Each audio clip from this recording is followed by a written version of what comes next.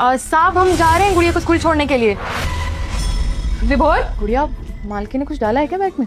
हाँ मम्मा, मुझे भी लग रहा है। ये इतने सारे पैसे ये हमारे तो नहीं है। एक काम करते हैं, मालकिन के बैग में डाल देते हैं।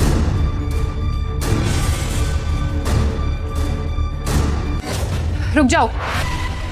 विभोर, ये चोर ना यहाँ से चोरी करके भाग रहे थे। तुम्हें याद है तुम्हारी अलमारी से 2 लाख रुपए गायब है पिछले 3 दिनों से, जिसे तुम हर जगह ढूंढ रहे हो। वो और कहीं नहीं है बल्कि इन लोगों के पास है। इसने पैसे तुम्हारी अलमारी से चोरी किए और अब यहाँ से भाग रही थी ताकि पकड़ी ना जाए। नहीं मेम साहब, हम क्यों चोरी करेंगे?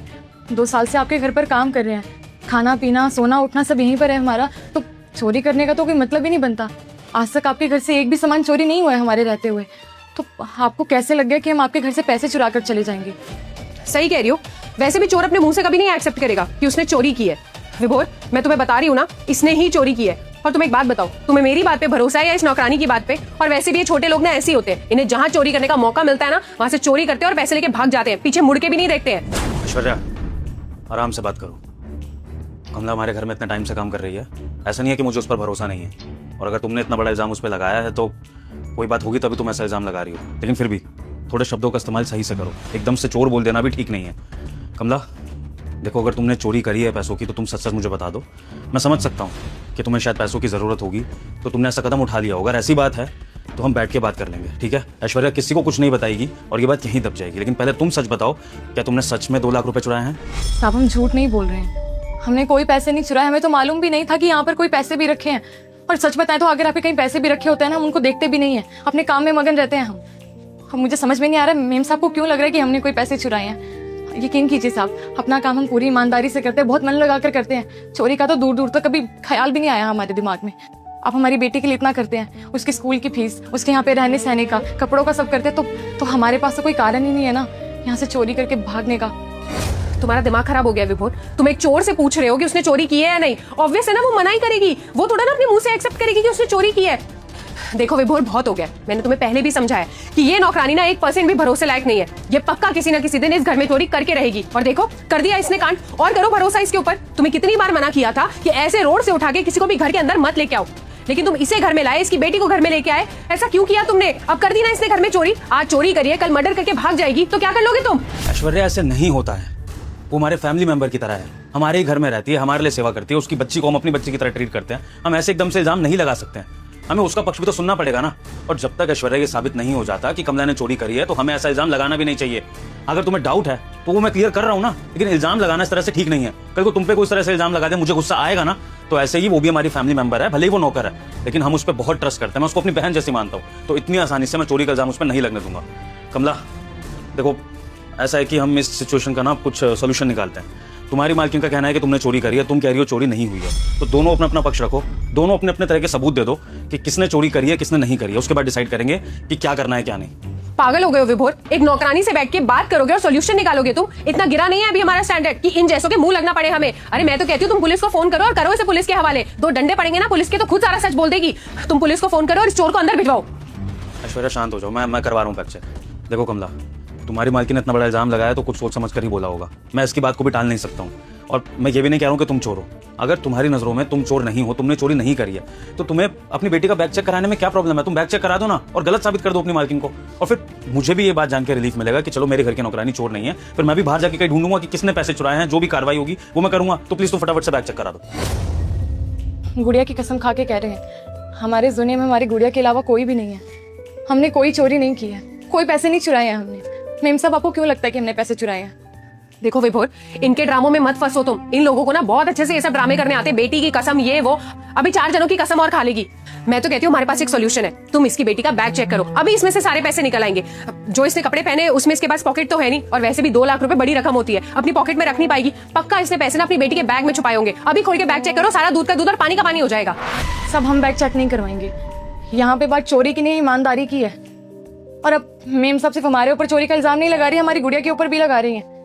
हम नहीं करवाएंगे अपना बैग चेक, चाहे कुछ भी हो जाए। देख लिया तुमने, मैंने तो पहले ही कहा था ये अपने मुंह से कभी कबूल नहीं करेगी कि इसने चोरी की है। अभी बैग चेक करवाने की बारी आई तो साफ मना कर दिया। अगर इसके मन में चोर नहीं है और इसने पैसे नहीं चुराए हैं तो ये क्यों नहीं करवा रही अपनी बेटी का बैग चेक? ऐश्वर्या शांत हो जाओ, मैं करवा रहा हूँ बैग चेक। देखो कमला, तुम्हारी मालकिन ने इतना बड़ा इल्जाम लगाया तो कुछ सोच समझ कर ही बोला होगा। मैं इसकी बात को भी टाल नहीं सकता हूँ। और मैं ये भी नहीं कह रहा हूँ कि तुम चोर हो। अगर तुम्हारी नजरों में तुम चोर नहीं हो, तुमने चोरी नहीं करी है, तो तुम्हें अपनी बेटी का बैग चेक कराने में क्या प्रॉब्लम है? तुम बैग चेक करा दो ना और गलत साबित कर दो अपनी मालकिन को, और फिर मुझे भी ये बात जान के रिलीफ मिलेगा कि चलो मेरे घर की नौकरानी चोर नहीं है। फिर मैं भी बाहर जाके कहीं ढूंढूंगा कि किसने पैसे चुराए हैं, जो भी कार्रवाई होगी वो मैं करूंगा। तो प्लीज तुम फटाफट से बैग चेक करा दो। ठीक है साहब, हम करवा देंगे अपनी गुड़िया का बैग चेक, लेकिन हमारी भी एक शर्त है। अगर हमारी गुड़िया का बैग चेक होगा ना तो मेम साहब का बैग भी चेक होगा। दिमाग खराब हो गया तुम्हारा? मैं क्यों करवाऊंगी अपना बैग चेक? और वैसे भी ये मेरा घर है, मैं मालकिन हूँ इस घर की, वो मेरे पति है, वो जो भी पैसे कमाते हैं वो सब मेरे भी है। मुझे जरूरत नहीं है तुम्हारी तरह घर में चोरी करने की। और विभोर ये सब कैसी बात है? ये नौकरानी तुम्हारे सामने मेरा बैग चेक करवाने के लिए बोल रही है, तुम कुछ बोलोगे नहीं? कमला, ये बहुत गलत चीज है। अगर तुम्हारी मालकिन ने तुम पर इल्जाम लगा दिया, उसका मतलब तुम अपनी मालकिन पर दोबारा इल्जाम लगा दोगी? भला कोई भी मालकिन अपने घर की चोरी क्यों करेगी? लेकिन तुमने अगर इतनी बड़ी बात बोल दिया ना तो ठीक है, मैं भी तुमसे वादा करता हूँ कि अगर तुम्हारी बेटी के बैग से पैसे नहीं निकले तो तुम्हारी मालकिन के पर्स की भी तलाशी होगी। लेकिन उसके बाद मैं तुमसे बात करूंगा, क्योंकि तुम अपनी हद से आगे बढ़ रही हो। ठीक है, कराओ तुम बैग चेक। मैं वादा कर रहा हूँ कि तुम्हारी मालकिन का भी पर्स चेक होगा, और जिसके भी पर्स में से या बैग में से पैसे निकले उसको सजा भी दी जाएगी। अब वो सजा कुछ भी हो सकती है, या तो मैं उसको यहाँ से बाहर निकाल सकता हूँ या फिर मैं उसको पुलिस के हवाले भी कर सकता हूँ। ऐश्वर्या, तुम गुस्सा मत करना, उसको बैग चेक कराने दो। कराओ बैग चेक। ठीक है साहब।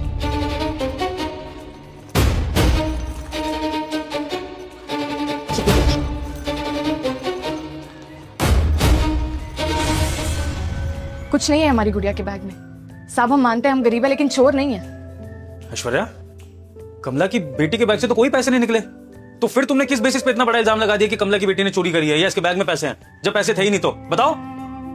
मुझे नहीं पता विभोर, ये सब कैसे हो गया? ऐसे तो इसकी बेटी के बैग में ही होने चाहिए थे, कहाँ चले गए पैसे? साहब, हमारी गुड़िया का बैग तो चेक हो गया, अब मेम साहब का बैग चेक करिए ना। देखो कमला, ये बहस करने का कोई फायदा तो है नहीं। तुम चोर नहीं निकली हो, ये अच्छी बात है, लेकिन अब तुम खामखा अपनी मालकिन को भी इसमें फंसा रही हो। ऑब्वियस सी बात है वो चोरी नहीं करेगी। पर ठीक है, तुम अपनी तसल्ली के लिए इसका पर्स चेक कराना कराओ, फिर मुझे आगे कार्रवाई करनी है कि किसने चोरी करी है। ऐश्वर्या, अपना पर्स चेक करा दो। ठीक है, इतनी दिक्कत है ना इसको, तो मैं करवा देती हूँ अपना पर्स चेक। क्या हुआ मेम साहब? लाइए, मैं देख लेती हूँ। यही है ना आपके 2 लाख रुपए, जिसके चोरी का इल्जाम मेम साहब मेरे और मेरी गुड़िया के ऊपर लगा रही थी। गरीब है साहब, लेकिन चोर नहीं। कोई पैसे नहीं चुराए हमने। पूछिए मेम साहब से, कहाँ से आए उनके बैग में ये पैसे, पूछिए। ऐश्वर्या, ये 2 लाख रुपए तुम्हारे पर्स में थे, तो उसका मतलब तुमने अपने घर से चोरी करी है। ऐश्वर्या, इतनी देर से तुम कमला पे इल्जाम लगा रही हो कि इसने चोरी करी होगी, और यहाँ पर पैसे तुम्हारे ही पर्स से निकले। चल क्या रहा है इस घर में? नहीं विभोर, ऐसा कैसे हो सकता है? ये पैसे मेरे बैग में कैसे आ गए, जबकि ये पैसे तो मैंने खुद इसकी बेटी के बैग में। क्या बोला तुमने ये पैसे खुद कमला की बेटी के बैग में? मतलब मैं बताती हूँ साहब, मैं अपनी गुड़िया को स्कूल छोड़ने जा रही थी, तभी मेम साहब ने पीछे से हमारी गुड़िया की जिप खोलकर उसके बैग में पैसे रख दिए, और हमें पता चल गया कि मेम साहब कुछ तो करके गई हैं। मेम साहब के जाने के बाद गुड़िया का बैग चेक किया हमने, तो उसमें से पैसे निकले ही। अब अगर हमारी नीयत खराब होती, पैसे लेकर भाग जाते साहब हम, लेकिन हमने ये पैसे उठाकर मेम साहब के बैग में रख दिए। लेकिन हमें नहीं पता था कि ये सब मेम साहब हमें यहाँ से बाहर निकालने के लिए कर रही है, हमें गलत दिखाने के लिए कर रही है। ऐश्वर्या, मैं जान सकता हूँ कि इतनी बड़ी साजिश तुमने क्यों करी है इस घर में। तुम कमला को झूठी चोरी के इल्जाम में फंसा रही थी। अभी अगर मैं कमला के खिलाफ पुलिस कंप्लेंट कर देता, कमला की जिंदगी बर्बाद हो जाती, और कमला की तो जिंदगी बर्बाद होती इस बेचारी बच्चे की जिंदगी बर्बाद हो जाती। इसका कोई करियर नहीं बचता। मैं जान सकता हूँ कि तुम्हें क्या जरूरत पड़ेगी इस पे ऐसा इल्जाम लगाने की। हाँ, तो गलत क्या किया विभोर मैंने? जब से ये इस घर में आई है तब से देख रही हूँ तुम कुछ ज्यादा ही सिंपैथी दिखाते हो इसकी तरफ। मुझे एक बात बताओ, हमारे आसपास ना 100 घर और हैं, उनमें भी नौकरानियां आती है, दिन में आती है, अपना काम करती है और घर चली जाती है। और तुमने क्या किया? रोड पे मिली हुई इस नौकरानी को और इसकी बेटी को घर उठा के ले आए, बाकी नौकरानियों से दुगने पैसे इसको देते हो, इसकी बेटी की स्कूल की फीस भरते हो, ये रहती खाती सोती सब हमारे घर में करती है। ये सब क्यों विभोर? अरे ऐसा क्या लगाव है तुमको इससे? मुझे तो आज तक समझ में नहीं आया है। तुम मुझसे ज्यादा इसको प्रायोरिटाइज करते हो। कोई भी चीज खरीद के लाते हो तो 2 खरीद के लाते हो, एक मेरे लिए और एक इसके लिए। तुम क्या मुझे नौकरानी के बराबर समझते हो? मुझे तो पक्का डाउट है तुम दोनों के ऊपर। कहीं ऐसा तो नहीं है कि तुम्हारा इसके साथ कोई अफेयर चल रहा है और तुम दोनों की प्लानिंग है मुझे मिलकर घर से बाहर निकालने की? इसीलिए मैंने ये सब कुछ किया है, क्योंकि मैं नहीं चाहती हूँ कि ये और इसकी बेटी अब और इस घर के अंदर रहे। मैं इन्हें घर से बाहर देखना चाहती हूँ विभोर, इसलिए मैंने ये सब कुछ किया है। ऐश्वर्या, अपना मुंह बंद रखो। तुम इतना बड़ा इल्जाम कैसे लगा सकती हो अपने पति पे? मेरा और कमला का अफेयर, मैं उसको अपनी बहन जैसा मानता हूं, और कमला ने भी मुझे अपना भाई ही माना है। और तुम्हारी सोच इतनी गिर सकती है? अरे अगर तुम्हें हम पर डाउट था तो तुम मुझसे पहले आके बात कर लेती, मैं कमला के रहने का कहीं और इंतजाम कर देता। हाँ, मैं कमला को यहाँ पर लेकर आया, मैंने उसकी बेटी के खर्चे उठाने की जिम्मेदारी ली, लेकिन इस दिन के लिए नहीं ऐश्वर्या कि हमारे बीच में ऐसी कड़वाहट आ जाए कि मेरी बीवी मुझ पर शक करने लगे। और तुम क्या सच जानती हो? क्या जानती हो कि तुम कमला कहाँ से है, मैं उसको सड़क चलाऊं कहाँ से लाऊं? बताओ तुम्हें क्या सच्चाई है? नहीं साहब, कुछ मत बोलिए। क्यों कुछ मत बोलिए? मैं सच जानना चाहती हूँ विभोर, ऐसी कौन सी बात है जो इतने वक्त तक मुझसे छुपाई गई है और तुम अपनी बीवी से सीक्रेट्स रख रहे हो? अरे ऐसी क्या बात है इस नौकरानी और इसकी बेटी में जो तुम इनको इतनी ज्यादा अहमियत देते हो? मैं आज सच जान के रहूंगी। जानना है मुझे बताओ। ठीक है, बता रहा हूँ। कमला, मुझे बताने दो, वरना तुम्हारी मालकिन शक करके ना पूरी सोसाइटी में हमारी बदनामी करा देगी और हमारा रिश्ता खराब होगा सो अलग। सुन लो सच, कमला नहीं, महक है इसका नाम, और ये कोई काम वाली नहीं है, मेरे गुजरे हुए दोस्त की बीवी है, और ये मेरे दोस्त की बेटी। जब मेरे दोस्त का कार एक्सीडेंट हो गया तो वो अपनी आखिरी सांसें ले रहा था और उसने मुझसे वादा लिया था कि मैं उसकी पत्नी और उसकी बेटी का ध्यान रखूं, लेकिन उसने साथ में ये वादा भी लिया था कि मैं दुनिया में किसी को इस सच्चाई के बारे में ना बताऊं। अब ऐसा उसने क्यों कहा वो जाने, लेकिन मुझे उसकी बात का मान रखना था और अपनी भाभी की इज्जत को भी बरकरार रखना था, इसलिए मैंने ये बात राज ही रखी और यहाँ पर भाभी को मैं कमला नाम की नौकरानी बनाकर ले आया। सोचा था कि इनकी बेटी का अच्छे से पालन पोषण हो जाएगा, स्कूल चली जाएगी, करियर बन जाएगा, उसके बाद जब ये अपने पैरों पे खड़ी हो जाएगी तो अपनी माँ के साथ अलग एक अच्छी जिंदगी बसा लेगी। तब तक मैं अपनी दोस्ती का फर्ज निभाता हूँ। लेकिन ऐश्वर्या, इस बीच में तुम्हारे मन में ये सब जाहिर पड़ रहा था, मैं सोच भी नहीं सकता था। अरे अगर तुम्हें डाउट था तो मुझसे आके क्लियर कर लेती। अगर तुम्हें इन दोनों को घर से बाहर ही निकलवाना था तो डायरेक्ट बोल देती मुझे या इनको। लेकिन ये चोरी के इल्जाम के थ्रू इस तरह से बाहर निकलवाना, तुम सोच रही हो क्या हो जाता? अगर कल को ये जेल चली जाती तो मैं अपने आप को कोसता। देखो ऐश्वर्या, मैं मानता हूं कि तुम्हें अजीब लग रहा होगा कि घर में इस तरह से एक नौकरानी और उसकी बेटी है, उसका खर्चा उठाया जा रहा है, लेकिन क्वेश्चन करना था तो पहले ही दिन कर देती ना। ऐसे स्टेप उठाने की जरूरत नहीं है। और इनके साथ तो जो होता ही होता, हमारी शादी बर्बाद हो जाती। ये तो अच्छा है कि आज ये सच्चाई मेरे सामने इस तरह से आ गई तो मैंने सब कुछ क्लियर कर दिया, वरना ये पूरा घर तहस नहस हो जाता। लेकिन विभोर, इतनी बड़ी बात थी और तुमने अब तक मुझसे ये बात छुपाई। तुम मुझे पहले ही सारा सच बता देते। मैं तो इन्हें एक नौकरानी की तरह ट्रीट करती थी। अगर मुझे पता होता कि ये तुम्हारे दोस्त की बीवी है तो मैं कभी इस तरीके से नहीं करती। और तुम मुझ पे इतना भी भरोसा नहीं करते विभोर कि तुम मुझे सच बता सको। देखो विभोर, I am really very sorry. मुझसे बहुत बड़ी गलती हो गई। मैंने तुम पे इतना बड़ा इल्जाम लगाया जबकि मैं भूल गई थी कि तुम दिल के कितने अच्छे इंसान हो, तुम मुझसे कितना प्यार करते हो। मैं भूल गई थी कि तुम मेरे साथ ऐसा कभी नहीं करोगे। लेकिन तुमने भी गलत किया विभोर, तुम्हें पहले ही मुझे सारी सच्चाई बता देनी चाहिए थी। और I am really very sorry, मैंने आपके साथ आज तक इतना मिसबिहेव किया है क्योंकि मुझे सच्चाई का नहीं पता था। प्लीज मुझे माफ कर दीजिए, मुझसे बहुत बड़ी गलती हो गई। लेकिन हाँ, मैं आपसे वादा करती हूँ आज के बाद ऐसा कभी भी नहीं होगा। आपको इस घर में वही इज्जत मिलेगी जिसकी आप हकदार हैं। आप इनके दोस्त की वाइफ है, आप मेरी बड़ी बहन जैसी हैं। प्लीज मुझे माफ कर दीजिए। सोच लो ऐश्वर्या, ये आखिरी बार है। अगर फिर तुम्हें दोबारा कभी शक हुआ और तुमने ऐसा इल्जाम वगैरह कुछ भी लगाने की कोशिश करी तो सबकी जिंदगी बर्बाद हो जाएगी। अभी भी सोच लो, तुम्हें अगर दिक्कत है तो मैं भाभी का इंतजाम कहीं और कर दूंगा, लेकिन अगर सच में तुम इन्हें इस घर में रखना चाहती हो, तुम इनके साथ एक बहन बन के रह सकती हो, तो ही मैं दोनों को इस घर में रखूंगा। हाँ विभोर, मैं तुमसे वादा करती हूँ आज के बाद ऐसा कभी भी कुछ नहीं होगा और ये लोग अलग जाके बिल्कुल नहीं रहेंगे। ये हमारे साथ इसी घर में रहेंगे। तुम बिल्कुल भी टेंशन मत लो, ऐसा कुछ नहीं होगा। भाभी, आज जो कुछ भी हो उसके लिए मैं आपसे माफी मांगता हूँ और प्रॉमिस करता हूँ कि आज के बाद दोबारा ऐसा कभी नहीं होगा। ये बहुत बड़ी मिसअंडरस्टैंडिंग थी जो आप समझ सकती हैं किसी भी घर में हो सकती है। लेकिन ऐश्वर्या दिल की बुरी नहीं है। इसने जो कुछ भी किया वो जेलसी में किया। वो बहुत प्यार करती है मुझसे और वो आपसे और आपकी बेटी से भी उतना ही प्यार करेगी, ये सच्चाई जानने के बाद। मैं प्रॉमिस करता हूँ। आप तो प्लीज़ ये घर छोड़ के जाने का डिसीजन नहीं लेंगे ना सबके बाद? नहीं, आपका घर कैसे छोड़ सकते हैं हम? हमारे पति के जाने के बाद आपने कितना कुछ किया है हमारे लिए, हमारी बेटी के लिए। गलतफहमियां हो जाती है कभी कभार, लेकिन अब तो भाभी को सब पता चल गया है। मुझे नहीं लगता अब कोई परेशानी होगी भाभी को हमारे यहाँ पे रहने से, और हमें भी कोई परेशानी नहीं, पहले भी नहीं थी।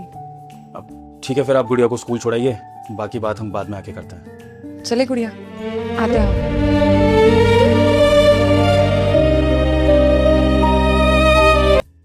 माँ, हमको पूरे 5,000 रुपए का अपना तनख्वाह मिल गया है। अच्छा सुनो, मनी ऑर्डर ना इस बार 4,500 रुपए भिजवाएंगे। वो हर बार 4,000 भिजवाते हैं ना, तो इस बार 500 रुपए बढ़ा के भिजवा रहे हैं क्योंकि आपको पता है ना आपका ऑपरेशन कराना है। डॉक्टर साहब फोन किए थे हमको, बोले कि अम्मा का जल्दी जल्दी ऑपरेशन करा लो वरना फिर छोड़ के चली जाएंगी तुमको। 5,000 रुपए तनख्वाह? इस गार्ड की 5,000 रुपए तनख्वाह क्यों है? और ये यहाँ पे पोछा क्यों लगा रहा है? इसका काम तो सिक्योरिटी करने का है ना? आई डोंट नो मैम, ये सैलरी वगैरह देने का काम तो मैनेजर का है, जो हनी है। उन्हें पता होगा, वही इन सबको सैलरी देती हैं। और मैम ये भी तो हो सकता है ना कि उन्होंने बोला होगा इनको पोछा लगाने के लिए, वरना ये अपना काम छोड़ के पोछा क्यों लगाएगा यहाँ पे?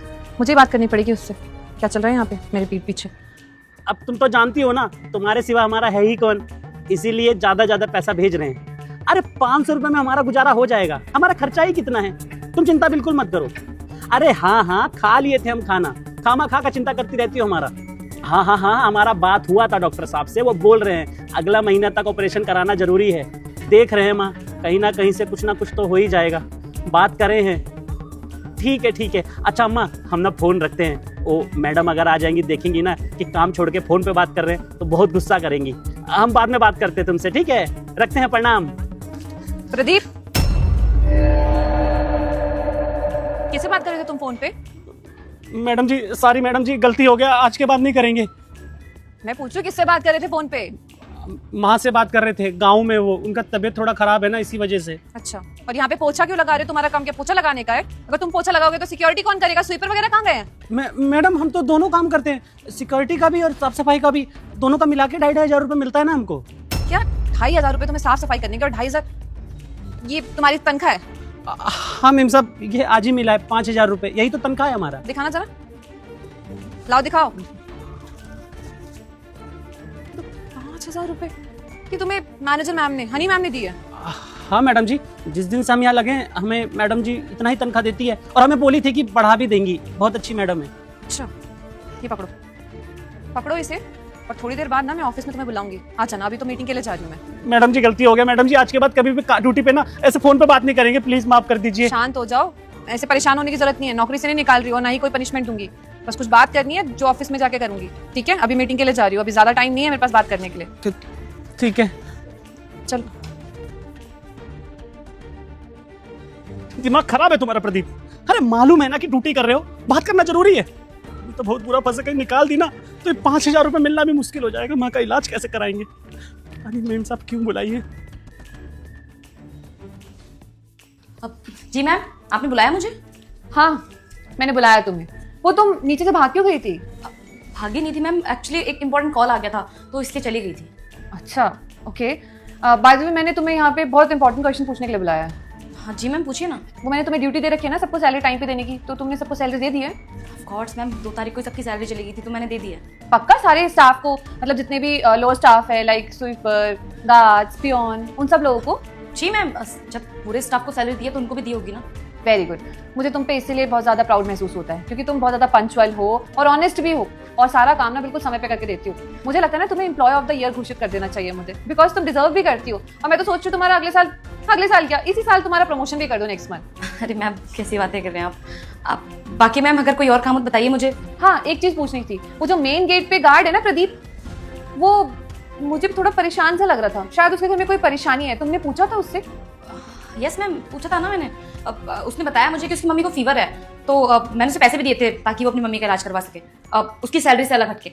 Very good. मतलब मैंने जिस इंसान को ये रिस्पॉन्सिबिलिटी दी है कि हमारे यहाँ के जितने भी एम्प्लॉय हैं उन लोगों के घर के बारे में भी पूछे, उसका हालचाल ले, बिल्कुल सही पर्सन को दिए। आफ्टर ऑल यहाँ पे काम करने वाला हर एक व्यक्ति हमारी कंपनी में एम्प्लॉय नहीं है सर, बल्कि मेरे फैमिली मेंबर की तरह है। और मैं हर इंसान को इसी तरीके से ट्रीट करती हूँ। इससे पता है क्या होता है? इससे हमारी कंपनी की तरक्की भी होती है और बहुत हेल्दी रिलेशन रहते हैं लोगों के साथ, है ना? Course ma'am.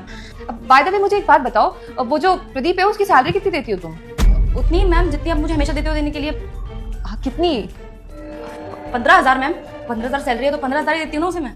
अच्छा, 15,000 रुपये। ओके, ठीक है। पर मुझे ना ऐसा लग रहा था कि जितनी सैलरी उसको मिलती है ना, उससे वो बहुत दुखी है, मतलब उसके घर का गुजारा नहीं चल रहा है। मैं ना एक्चुअली बात कर नहीं पाई उससे क्योंकि मीटिंग में जा रही थी और मुझे बात करनी भी थी, इसलिए तो मैंने तुम्हें यहाँ पे बुलाया था कि आखिर उसके घर में क्या प्रॉब्लम चल रही है, किस परेशानी से जूझ रहा है वो मैं तुमसे पूछ सकूं। लेकिन मुझे लगता है शायद तुम्हें इस बात की खबर नहीं है। एक काम करती हूँ ना, मैं उसे कॉल करके यहीं बुला लेती हूँ, वो खुद यहाँ पे आ जाएगा तो बता देगा। तुम भी यहाँ पे हो, मैं भी यहाँ पे हूँ, दोनों सुन भी लेंगे और उसकी प्रॉब्लम का सोल्यूशन भी निकाल देंगे, है ना? मैम एक सेकंड, उसे कॉल करके यहाँ क्यों बुलाना है? मैं उसके पास जा रही हूँ ना, मैं जाकर पूछ लेती हूँ क्या क्या बात है, और अगर ज्यादा बड़ी प्रॉब्लम होगी तो मैं पैसे दे दूंगी उसे। अरे नहीं बाबा, तुम तो सब लोगों से पूछती हो ना, मैं पूछ लेती हूँ। अब मैं ऑफिस में हूँ और कोई इतनी इंपॉर्टेंट मीटिंग भी नहीं है तो उसे बात कर ही लेती हूँ। उसको भी अच्छा लगेगा कि इस कंपनी की बॉस कम से कम हर एक एम्प्लॉय का ध्यान तो रखती है। मुझे भी बहुत कम ही मौका मिलता है सब लोगों से इंटरेक्शन करने का। Let me talk to him. वो मैम एक्चुअली जब मैं नीचे से आ गई थी ना कॉल पे बात करते करते, तो बहुत इंपॉर्टेंट कॉल था मीटिंग के लिए। शर्मा जी का कॉल आया था और वो शाम को ही मीटिंग शेड्यूल करना चाहते हैं, तो एक काम करते हैं, हम तैयारियां कर लेते हैं। और रही बात उस गार्ड की ना, मैं खुद जाकर पूछ लूंगी उससे। मैम आप कंपनी की बॉस है, अगर आप ऐसे छोटे मोटे एम्प्लॉयज के पास जाके उनकी परेशानियां पूछेंगी तो रेपुटेशन थोड़ी डाउन हो सकती है आपकी। कोई बात नहीं, कई बार ना इंसान को अपनी रेपुटेशन से अलग हटके काम करना चाहिए, ग्राउंडेड होकर काम करना चाहिए, तभी तो उसके रिलेशन अच्छे हो पाते हैं अपने एम्प्लॉयज के साथ। डोंट वरी, मैं एक बार कॉल करके यहाँ पे बुला लेती हूँ। हेलो रिसेप्शन, वो जो मेन गेट पे गार्ड है ना, प्रदीप नाम है जिसका, उसको मेरे केबिन में भेजो। आ रहा है। मैडम जी बुलाया था आपने? हाँ प्रदीप, बुलाया मैंने तुम्हें। वो सुबह जब मैं मीटिंग के लिए जा रही थी ना, तो तुम शायद अपने घर में किसी से बात कर रहे थे। देखो मैं सुबह तुमसे बात नहीं कर पाई। आई थिंक तुम्हारे घर में कोई प्रॉब्लम चल रही है। प्लीज बताओ ना, मैं और हनी जानना चाहते हैं, क्योंकि हनी को मैंने जिम्मेदारी दे रखी है। यहाँ पे जितने भी एम्प्लॉय काम करते हैं वो सिर्फ उनको सैलरी ना दे, बल्कि उनके बारे में पूछे, उनकी फैमिली के बारे में पूछे कि कोई प्रॉब्लम तो नहीं चल रही उनकी फैमिली के साथ। तो शायद उसको पता नहीं है। तुम बताओ ना, हम दोनों ही जानना चाहते हैं। मैडम जी हमने बताया था ना, हमारी माँ का ना तबीयत खराब है, ऑपरेशन करवाना है उनका ना। दरअसल किडनी में दिक्कत है। पहले उनका एक किडनी खराब हो चुका है और इस बार दूसरे किडनी में दिक्कत है, और अगर ऑपरेशन नहीं कराए तो फिर माँ बच नहीं पाएगी। बस यही बात कर रहे थे। और मैडम जी, हनी मैडम को तो हम बताए थे खुद ही, और हम बोले भी थे कि हमारी माँ का इलाज कराना है, हमको 1 लाख रुपए का ज़रूरत है। तो हनी मैडम बोली कि अभी कंपनी में नुकसान चल रहा है तो अभी पैसा नहीं दे पाएंगे, इसलिए हम कुछ नहीं बोले। प्रदीप एक सेकंड, मैंने शायद ढंग से मैम सुना नहीं होगा उस टाइम पे। किडनी फेल बोला था क्या? मुझे लगा फीवर है, तो नॉर्मल बीमारी लगी मुझे मैम। वो तो नॉर्मल ठीक हो जाती है दवाई खाने से। मैंने पैसे भी दिए थे प्रदीप को। तो मैम बाकी की अगर इतनी बड़ी प्रॉब्लम है तो मैं खुद जाके कुछ सॉर्ट आउट करूंगी ना। प्रदीप एक काम करो मेरे साथ। एक सेकेंड, उसने बोला किडनी फेलियर है और तुम्हें सुनाई दिया फीवर है। ये तो दोनों आपस में बिल्कुल भी सिमिलर नहीं है, तो ऐसे कैसे सुनाई देगी तुम्हें?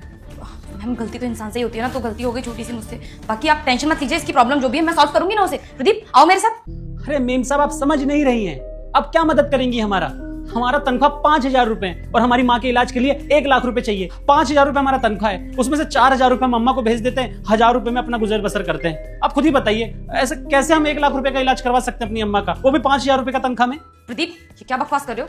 5,000 रुपए तनख्वाह मिलती है तुम्हें पूरी तनख्वाह मिलती है जो मैं देती हूँ हमेशा। मैम को झूठ क्यों बोल रहे हो? हाँ एक काम करो, तुम ना बाहर जाओ, मैं बाद में आती हूँ तुम्हारे पास, तुम बात करूंगी आराम से। मैम ये झूठ बोल रहा है, इसकी 5,000 तनख्वाह नहीं है, उतनी जितनी मैंने आपको बताई थी। कितनी बताई थी तुमने? मैम बताया तो था आपको भी। 15,000। क्या बोले मैडम? 15,000? नहीं, हमारा तनख्वाह सिर्फ 5,000 रुपए।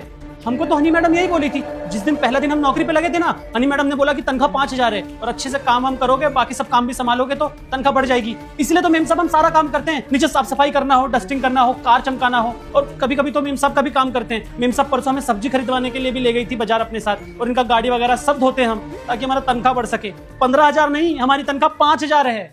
अच्छा, तो ये सब कुछ चल रहा है मेरे पीठ पीछे। गार्ड से अपनी पर्सनल काम करवा रहे हो, पोछा तक लगवाया जा रहा है गार्ड से। Very nice. मतलब तुम स्वीपर के पैसे भी मार रही हो और इस बेचारे गार्ड को उसकी पूरी तनख्वाह भी नहीं दे रही। 15,000 सैलरी और 5,000 रुपए दे रही हो, बाकी पैसे जा कहाँ रहे हैं? मैं झूठ बोल रहा, आप इसकी बात पे ध्यान क्यों दे रही हैं? मैं इस कंपनी की मैनेजर हूँ, मतलब मैं झूठ बोलूंगी क्या? आप इस 2 कौड़े के आदमी की बात मत सुनिए, ये तो झूठा ही एक नंबर का। गरीब लोग ना 2-4 हज़ार रुपए के लिए मैम झूठ बोल देते हैं, अपना ईमान ही बेच देते हैं, और ये भी वही कर रहा है इस टाइम पे। आप इसकी बात पे विश्वास मत करिए मैम। मेम साहब ऐसा झूठा इल्जाम मत लगाइए हमारे ऊपर। हम गरीब जरूर है लेकिन हम झूठे नहीं हैं, कसम से मेम साहब हम सच कह रहे हैं। आपको हमारी बात पे यकीन नहीं है ना, तो 5 नंबर और 2 नंबर वाले जो गार्ड है ना, मनोज और बबलू, आप उन दोनों से पूछ लीजिए। उनको भी पहले 5,000 तनख्वाह मिलता था और अब तो उन्हें 7-7 हज़ार मिलता है, और इसीलिए हम सारा काम मन लगा के करते थे कि मेम साहब हमारी तनख्वाह बढ़ा देगी। 5,000 तनख्वाह है हमारी। मेम साहब झूठ बोल रही हैं। मतलब ये सब कुछ चल रहा है ना, और सब कुछ सच्चाई सामने आने के बाद भी तुम अपनी गलतियां मानने के लिए तैयार नहीं हो, कोई ना कोई रीजन बता रही हो। सीरियसली हनी, तो मुझे बताओ कि तुमने ये सब घटिया काम क्यों किया? उसकी माँ बीमार है, नहीं तुम उसे एडवांस दे रही हो और जो उसकी सैलरी बनती है वो भी नहीं दे रही। कितना मुश्किल है शहर में सर्वाइव करना, मुझे बताओगी? मैम आप इसकी बात पे ध्यान मत दीजिए, ये झूठ बोल रहा है। तुम ऐसे नहीं बताने वाली। एक काम करती हूँ मैं, तुम्हें ना अभी ब्लैकलिस्ट करती हूँ, क्योंकि तुम सच्चाई तो बता नहीं रही हो। सारी डिटेल्स है ना मेरी तुम्हारे पास, ठीक है? एक सेकंड मैम प्लीज ब्लैकलिस्ट नहीं। अगर आप ब्लैकलिस्ट कर देंगी मुझे तो मैं कहीं किसी कंपनी में काम नहीं कर पाऊंगी मैम, मेरा करियर तो खत्म हो जाएगा। तो बताओ सच्चाई क्या है? मैम ये सच बोल रहा है, मैं इसको सिर्फ 5,000 रुपये दे रही हूँ, वो भी पिछले 6 महीने से। दरअसल मैम मैंने 6 महीने पहले एक गाड़ी खरीदी थी, वो भी लोन पर, तो उसकी किस्तें भरनी थी। जो सैलरी मुझे मिलती है मैम उससे सिर्फ घर के खर्चे और मेरी शॉपिंग वगैरह खर्चा निकल पाता है। अब मैम इतने बड़े ऑफिस में मैनेजर की पोस्ट पर हूँ, तो अच्छे अच्छे कपड़े पहन के आने होते हैं, तो बस इसीलिए मैंने आधी सैलरी अपने कपड़ों पे लगा दी और आधी सैलरी घर के खर्चों में लगा दी, तो बचा ही नहीं पैसा। सोचा मैंने कि इसकी सैलरी में से अगर थोड़ा बहुत पैसा मैं काट लूंगी तो क्या ही फर्क पड़ता है मैम। इन जैसे लोगों के खर्चे तो होते नहीं मैम, झुग्गी झोपड़ी में रहते हैं, बिजली का भी खर्चा नहीं होता इनका, तो खर्चे तो हम जैसे अमीर लोगों के हैं ना, तो 5,000 रुपये में एडजस्ट कर लेता, बस इसीलिए मैंने सब कुछ किया मैम। बाकी रही बात इसके पैसों की ना, तो सारे पैसे वापस कर दूंगी मैम। वाह मैडम वाह, क्या बात है, कितना आसानी से आपने बोल दिया ना कि हम लोग झुपड़पट्टी में रहते हैं, हमारा खर्चा नहीं होता। अरे आप देखने जाती हैं क्या? आपकी वजह से हमारी माँ का ऑपरेशन नहीं हो पा रहा है। जो ऑपरेशन हम पिछले महीने ही करा सकते थे ना, वो ऑपरेशन आपकी वजह से रुका हुआ है, क्योंकि हमें तो अभी तक लग रहा था कि हमारा तनख्वाह सिर्फ 5,000 रुपए, जबकि हमारा पैसा तो आप बटोरे जा रही थी। क्या कहा आपने? हम गरीब लोग ऐसे ही होते हैं? मैडम गरीब हम नहीं है, गरीब तो आप हैं, और गरीब भी लालची भी, क्योंकि आपका खुद का पैसा आपको कम पड़ रहा था, इसलिए हमारा पैसा नोच नोच के खा रही थी। शर्म नहीं आई मैडम आपको? बदुआ लगेगी आपको मेम साहब, बदुआ, गरीब की हाय लगेगी आपको। हमारा पैसा फलेगा नहीं आपको। आपने हमारी माँ का ऑपरेशन रोक दिया सिर्फ इसलिए ताकि आप अच्छा ड्रेस पहन सके, बड़ा बड़ा गाड़ी में घूम सके। हम तो गरीब हैं, आपका कुछ नहीं कर पाएंगे, लेकिन ऊपर वाला सब देख रहा है, वो माफ नहीं करेगा आपको, देख लेना। शर्म आनी चाहिए नहीं तुम्हें? तुम इतनी गिरी हुई घटिया हरकत कर सकती हो। मैं तुम पे कितना ज्यादा ट्रस्ट करती थी कि तुम सारे एम्प्लॉय को टाइम से सैलरी देती हो, लेकिन नहीं, तुम तो उनकी सैलरी मारती हो। तुम्हें जरा सा भी तरस नहीं आया? इतने ज्यादा हर्टलेस कैसे हो सकती हो तुम? जरा सोचो कितना मुश्किल है शहर में सर्वाइव करना। ये इंसान सिर्फ 5,000 रुपए में कितनी मुश्किल से सर्वाइव कर पा रहा है, जिसमें इसको अपनी माँ के पास भी पैसे भेजने हैं और यहाँ पे भी रहना है, खाना, रेंट, सब कुछ देखना है। तुम्हारी तनख्वाह 2 लाख रुपए होने के बावजूद भी तुम्हारा गुजारा नहीं हो रहा। ये कैसे कर लेगा? मतलब तुम दूसरों का हक के पैसे मार के याशा करो, अपने लिए गाड़ी खरीदो, कपड़े खरीदो, घूमने जाओ, लेकिन ये अपनी जरूरतें भी पूरी ना कर पाए। सीरियसली मुझे तुमसे ये उम्मीद नहीं थी, और तुम सोचना भी मत कि इन सब चीजों के बाद मैं तुम्हें माफ करूंगी। मैम प्लीज मुझे माफ मैंने पहले ही बोल दिया, माफी की उम्मीद बिल्कुल भी मत करना। जितने पैसे तुमने इसके काटे हैं ना, वो सारे पैसे इसे दोगी, और तुम्हारी अगले महीने की तनख्वाह भी काटी जाएगी। वो तनख्वाह इसको मिलेगी। ये तुम्हारे लिए ना सबक है। मैम प्लीज ऐसा मत करिए, सैलरी भी नहीं मिलेगी तो फिर मैं घर कैसे चलाऊंगी अपना, और मेरी ईएमआई। मैम प्लीज थोड़ा सोचिए ना मेरे बारे में। वो तुम्हारी हेडेक है। तुमने सोचा था इसके बारे में? नहीं ना? अब तुम जाओ यहाँ से, तुम्हारी शक्ल देखने का बिल्कुल मन नहीं है मुझे। Get out from here. Please एक आखिरी मौका आई सेड गेट आउट। और शाम तक इसके अकाउंट में सारी तनख्वाह आ जानी चाहिए, इसके पिछले 6 महीने की। प्रदीप, इसकी तरफ से मैं माफी मांगती हूँ। मुझे नहीं पता था मेरे पीठ पीछे ये सब कुछ चल रहा है। मैं तो उस पर बहुत विश्वास करती थी, पर अच्छा ही हुआ सब कुछ पता चल गया मुझे, वरना ये 6 महीने से शायद 1 साल हो जाता, 2 साल हो जाता, इसी तरीके से तुम्हारे पैसे काटती रहती और मुझे कभी पता ही नहीं चलता। पर हाँ, इस बात की गारंटी मैं तुम्हें दूंगी कि अब से तुम्हारे कोई सैलरी नहीं काटी जाएगी, और तुम्हारी जितनी तनख्वाह है उससे बढ़ा के तुम्हें दी जाएगी। कोई बात नहीं मेम साहब, आप माफ़ी काहे मांग रही हैं? आपने तो वैसे भी हमारी मदद ही करी है, बहुत बहुत शुक्रिया मेम साहब। तुम एक काम करो, 1 हफ्ते के लिए गाँव चले जाओ अपनी माँ के पास, और कंपनी की तरफ से एडवांस तुम्हें पैसे दे दिए जाएंगे। तुम जाओ अपनी माँ का इलाज कराओ, और जब तक तुम्हारी माँ ठीक नहीं होती तब तक उन्हीं के साथ रहो, क्योंकि इस उम्र में उनको इलाज से ज़्यादा तुम्हारी ज़रूरत है। खास सच में मेम साहब? हाँ बिल्कुल, जाओ ना, अपनी माँ के साथ थोड़ा समय बिताओ। भगवान आपका भला करे, भगवान आपका भला करे मेम साहब। हम चलते हैं।